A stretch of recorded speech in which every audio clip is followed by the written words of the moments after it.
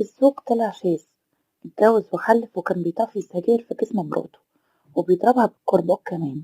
طب ازاي؟ طب ليه؟ مزاجه كده من كتر ما بيتفرج على الأفلام الإباحية والشاذة بقى بيقلدها. طب الزوجة استحملت؟ طب الزوجة عملت ايه؟ رمت البنتين. ما تيجوا بقى نسمع القصة. قبل ما أقول أي حاجة هنصلي على النبي كلنا في الكومنتات على أفضل الصلاة والسلام.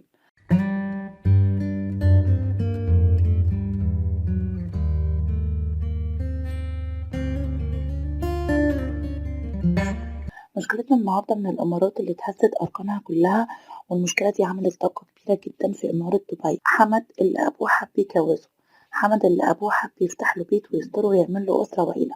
بس بقى قبل ما أقول القصة عاوز أقول جملتين: ستي وستك وأمي وأمك والناس البركة دي كلها. كانوا بيقولوا إيه؟ كانوا بيقولوا من ساعتها زمان نجيب بناتنا قبل صبياننا، وانت لو جيت في بنت وخلفتها وأحسنت تربيتها بتشدك للجنة. ده ربنا قال كده.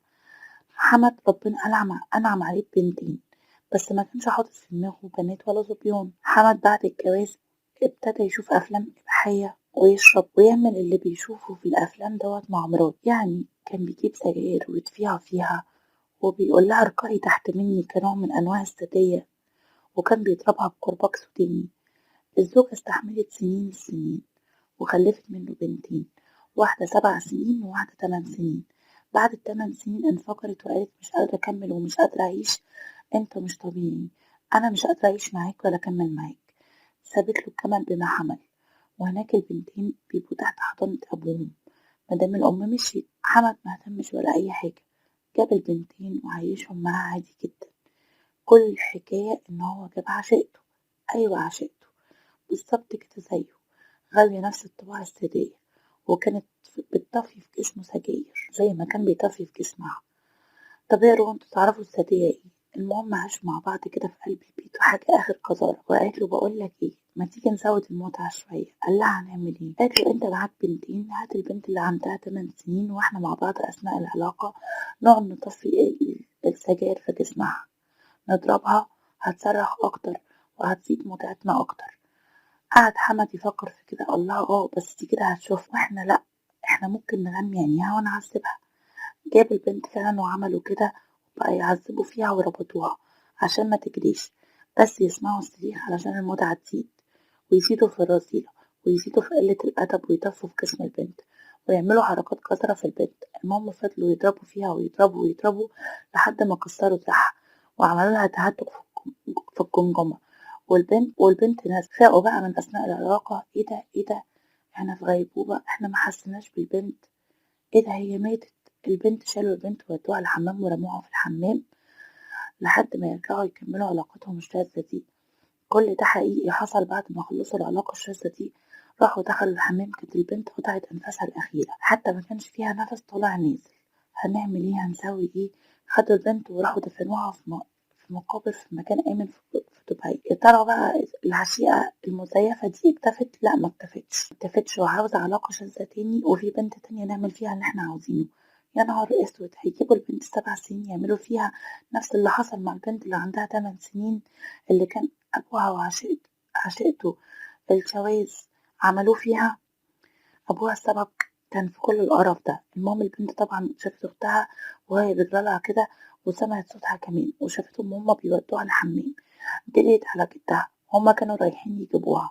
الحق يا جدي في ايه، أبويا والهنود مراته عملوا كده في أختي وموتوها، الله يرحمها بقى ويتخمدها برحمته ويجعل مسواها الجنة. المهم الجد قال لها ايه ده، في ايه؟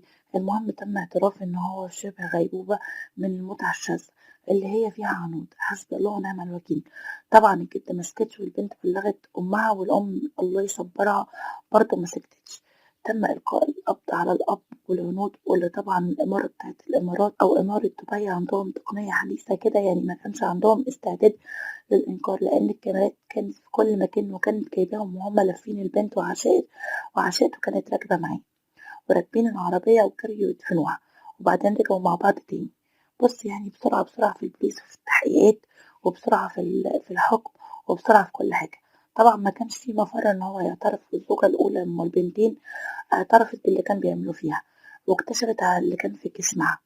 وقالت إنها محتاجة تروح الطب الشرعي لو عاوزين يتأكدوا إن الشخص دوت هو كان السبب في مقتل البنت. وطبعا جابوا اللي في البنت وبصوا لقوا فيها تعذيب وحرق، وكانوا بيسخنوا السكينة ويلسعوها وبقت تصوت. كانوا بيعملوا الحاجات البشعة دي في الأب السادي مع العنود عشاته، طبعا مش مراته دي عشان الحكم السريع في الموضوع دوت كان الإعدام شنقا لحمد قاتل ابنته، والعنود العشيقة تم الحكم عليها بالمؤبد.